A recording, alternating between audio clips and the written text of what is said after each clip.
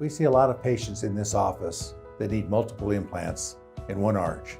The reason for this is the mandible or the maxilla has atrophied so that they're no longer able to retain a lower or upper denture. So they need some help. We've all seen in our own family or with friends, the older generation that don't have teeth, and all of a sudden everything's sunken. Their mandible is very thin. They're chewing up and they can't chew very well. The lower denture is moving around, and that will happen to all of us if we lose our teeth and something's not done about it.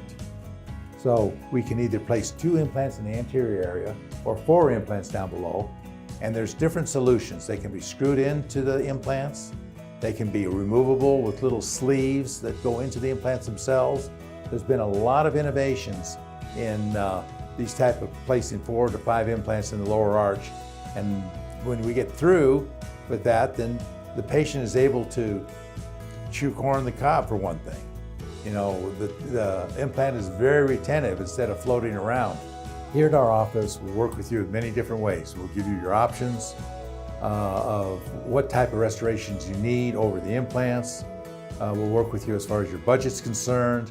We're totally interested in your long-term health.